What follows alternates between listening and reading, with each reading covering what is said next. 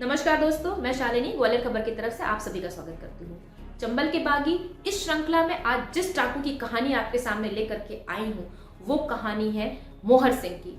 मोहर सिंह जिसे आतंक का पर्याय होने के साथ साथ पूरे चंबल घाटी का सबसे महंगा डाकू माना गया। सन 1970 में इसने अपने पूरे गैंग के साथ आत्मसमर्पण किया, लेकिन कथित तौर पर आत्मसमर्पण से पहले कहा जाता है कि 400 हत्याएं और 650 से ज्यादा अपहरण की वारदातों को ये अंजाम दे चुका था। कहा जाता है कि एक समय चंबल घाटी इसकी गोलियों से गूंजती थी।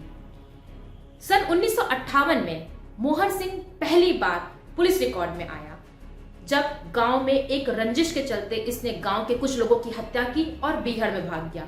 लेकिन तब से लेकर के सन 1970 तक इसने जो दहशत फैलाई उससे ना ही सिर्फ मध्य प्रदेश बल्कि दिल्ली तक हिल गया। जी हाँ, मोहर सिंह की धमक इतनी थी कि उसने बिहार में बैठे बैठे दिल्ली के एक व्यक्ति का अपहरण करवा लिया। सिर्फ अपहरण ही नहीं करवाया बल्कि 26 लाख रुपए की फिरौती भी ली। इसकी घटना की जानकारी होते ही दिल्ली की सल्तनत तक हिल गई।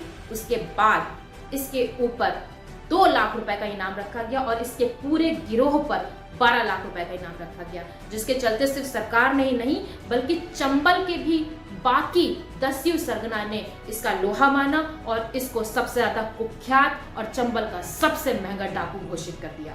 ये तो बात हो गई मोहर सिंह की धमक की। मोहर सिंह अपनी धमक के साथ साथ में अपनी दिलेरी और शेखी के लिए भी जाना जाता था। जी हाँ, कहा जाता है कि फांसी की सजा होने पर जज को टके सा जवाब उसने दिया था। साथ ही साथ जेलर के साथ में, जेल के अंदर पुलिस कर्मियों के साथ में मारपीट करना उसके लिए आम बात थी। कहा तो ये भी जाता है कि प्रचलित हिट फिल्म शोले का गब्बर सिंह का चरित्र भी मोहर सिंह से प्रभावित था। यहाँ तक कि मोहर सिंह के कुछ संवाद, जैसे कितना इनाम रखा है सरकार हम पर और सो जाओ नहीं तो गब्बर आ जाएगा, ये संवाद ओरिजिनली मोहर सिंह के थे।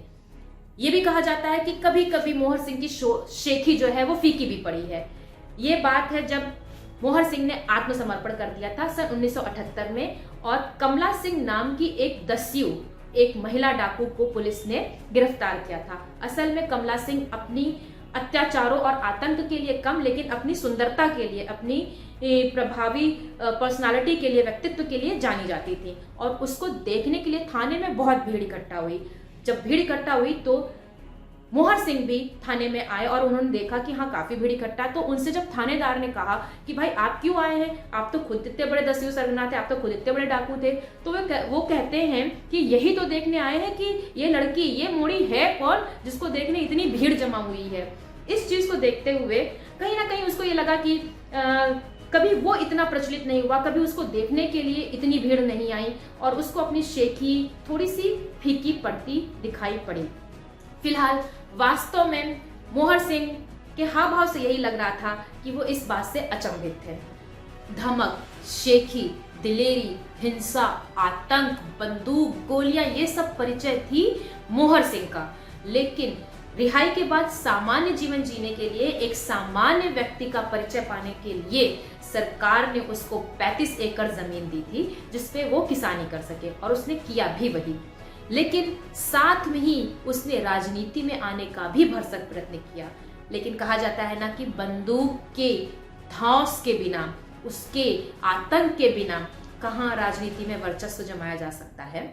इस वजह से मोहर सिंह को सिर्फ अपने ही क्षेत्र यानी मेहगांव से 2 बार पार्षद रह करके ही संतोष रखना पड़ा। फिलहाल 93 वर्ष की उम्र में मोहर सिंह का निधन हो गया।